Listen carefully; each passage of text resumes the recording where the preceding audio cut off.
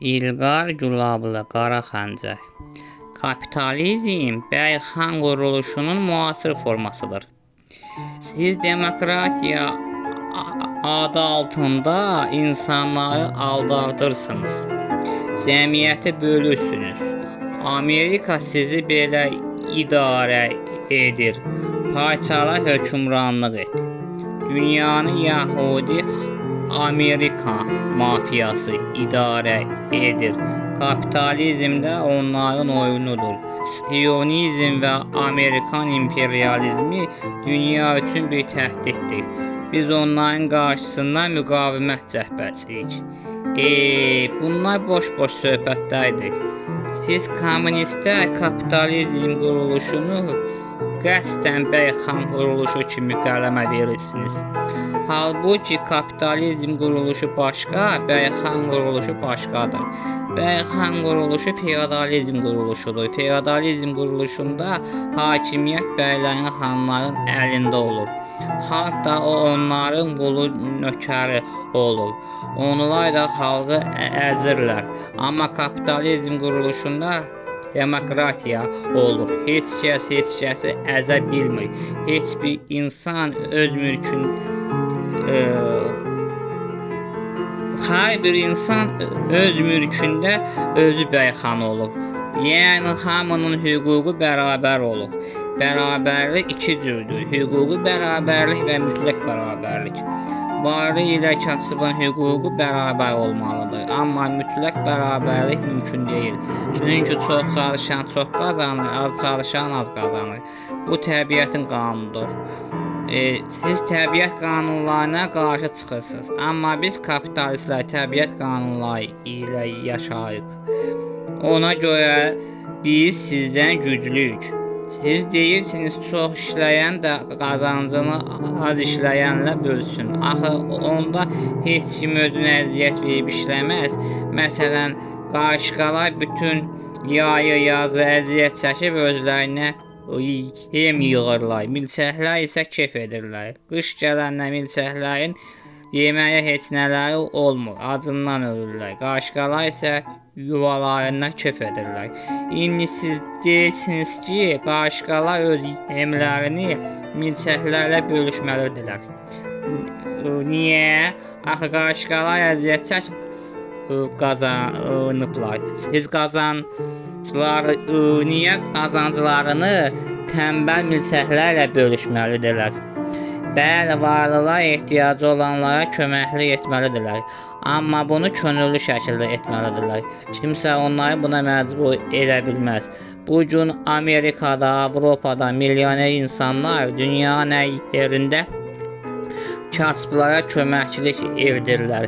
Afrika ölkələri Amerika və Avropalı kapitalistlərin göndərdiyi yardımlar hesabına yaşayırlar.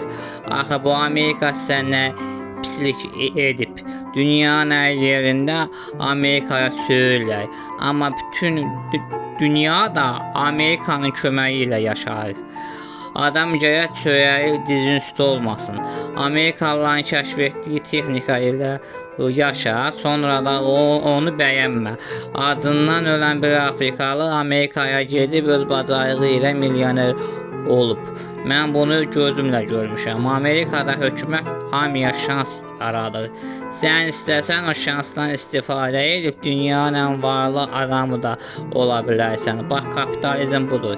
SSRİ-də isə cəmaət qul kimi işlər, hökumət cəmaəti qul kimi işlədib 5-10 manatla başını qatır.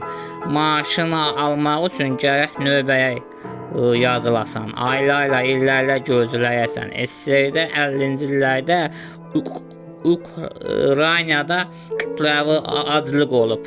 Minlərlə adam acından ölüb. Valideynlər acından ölməmək üçün uşaqlarını kəsblər. Heç bir kapitalist ölkəsində belə şey olmayıb. Amerika və NATO Sovet imperializminə qarşı müqavimət göstərir. Stalinizm dünya üçün təhdiddir. İstəyirlər bütün dünyada aclıq olsun. Ancaq bir qrup başda oturan şərəfsizlər ağalıq eləsinlər. Yahudilərə gəlincə onlar da bizim kimi insandırlar. Bütün dünya xalqları qardaşdılar.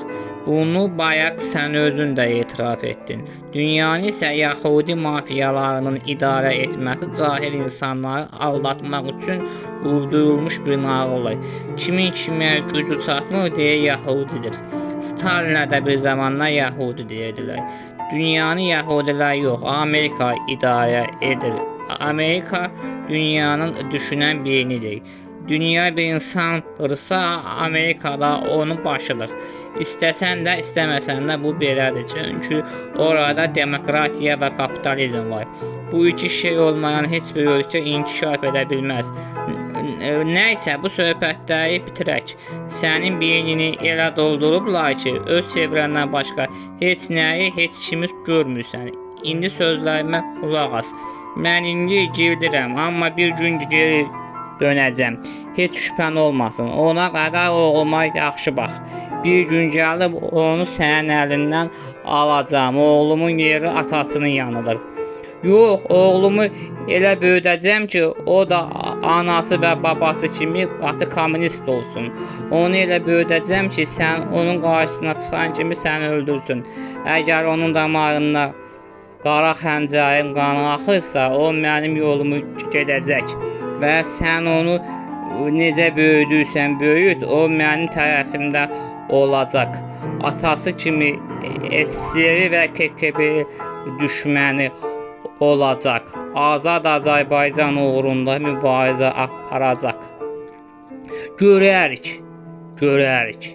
Firudun son sözünü deyib çəkib getdi. Birinci hissənin sonu.